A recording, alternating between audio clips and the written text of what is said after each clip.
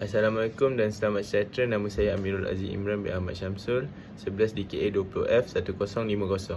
Dan kawan-kawan saya bernama Muhammad Aish Haikal bin Azharuddin, 11 DKA 20F 1047, dan juga Nur Atika binti Buang, 11 DKA 20F 1020. Pengenalan. Pembinaan bangunan mempunyai beberapa aspek yang perlu diutamakan, antaranya kesembunyi, keselesaan kepada penghuni bangunan, kos penyelenggaraan, adakah tempat itu mempunyai kemudahan kebakaran iaitu alat kebakaran dan tidak membahayakan penghuni bangunan. Disebabkan itu, terwujudlah satu undang-undang atau akta yang seragam bagi membantu mewujudkan bangunan yang memenuhi syarat standard. Undang-undang bangunan adalah peraturan yang telah ditetapkan oleh pihak yang berkuasa yang telah digubal dan dikemas kini dari semasa ke semasa.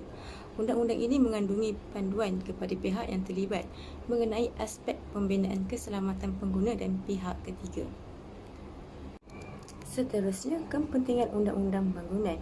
Ia dibuat bagi untuk memastikan pembangunan kawasan itu dapat pengudaran yang baik dan tidak menjejaskan pencahayaan. Pembinaan bangunan juga tidak boleh dibina hanya disebabkan ingin mengawal keuntungan tanpa memandang dari segi keselesaan pengguna atau pelanggan. Selain itu, tujuan undang-undang ini untuk menyediakan piawaian minimum untuk keselamatan, kesihatan dan kebajikan umum. Contoh bangunan yang diguna pakai undang-undang bangunan adalah pejabat pos, bank, pusat perubatan dan sekolah. Kelebihan hatchback. Tujuannya untuk memberikan kenyamanan dan kualiti udara dalam ruangan yang diterima oleh penghuni. Hatchback digunakan seperti rumah, bangunan, hotel. Kami telah memilih Econsafe sebagai bangunan pintar. Kami memfokuskan keluasan tempat ini untuk mereka bentuk penyaman udara yang baru dan melihat kadar rintangan angin yang sebaiknya keluar untuk semua pelanggan. Okey, kemudian adalah 2.0. Menggantikan sistem penyaman udara dengan menggunakan HVAC.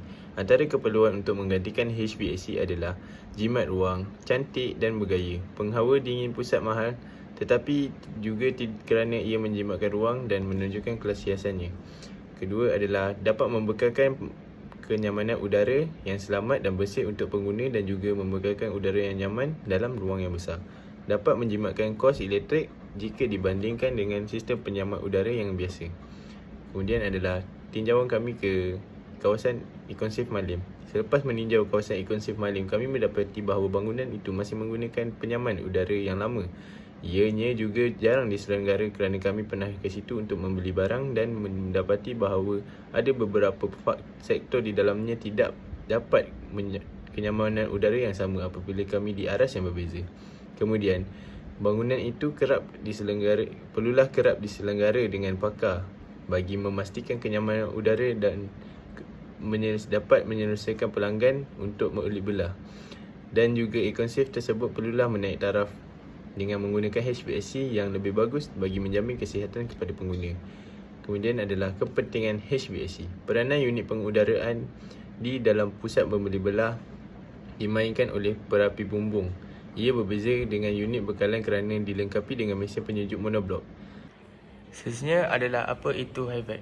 HVAC adalah singkatan daripada Heating, Ventilation dan Air Conditioning yang umumnya terkait dengan pemanasan dan pendinginan industri. HVAC juga adalah sistem atau mesin yang melakukan 3 fungsi utama dengan 3 saluran terpisah iaitu pemanasan, pendinginan dan ventilasi udara. 3.1 adalah pemanas ataupun heating. Pemanas adalah peralatan yang digunakan untuk menghasilkan panas, iaitu kehangatan untuk bangunan. Hal ini dapat dilakukan melalui pemanasan sentral. Seterusnya adalah ventilasi. Ventilasi adalah proses mengubah atau menggantikan udara di ruang apapun untuk mengontrol suhu atau menghilangkan perpaduan kelembapan, bau, asap, panas, debu, bakteria di udara atau karbon dioksida dan untuk mengisikan dengan oksigen. Mekanisme atau paksa ventilasi disediakan oleh Air Handling Unit (AHU) dan digunakan untuk mengontrol kualiti udara dalam ruangan. Kelembapan, bau dan kontaminan yang berlebihan seringkali dapat dikontrol melalui pengeceran atau penggantian dengan udara luar. Dan akhir sekali adalah air condition. Sistem penyaman udara atau penghawa dingin kendiri menyediakan kawalan penyejukan dan kelembapan untuk semua atau sebahagian bangunan. Bangunan berhawa dingin selalunya mempunyai tingkap tertutup, kerana tingkap terbuka akan berfungsi melawan sistem yang bertujuan untuk mengekalkan keadaan udara dalam dalaman yang berterusan. Akhir sekali adalah kesimpulan. Sistem hatchback amat penting bagi memastikan pengudaraan yang bersih, sihat bagi pelanggan yang datang. Selain itu, hatchback juga dapat mengurangkan kesan pencemaran berbanding menggunakan penyaman udara sahaja.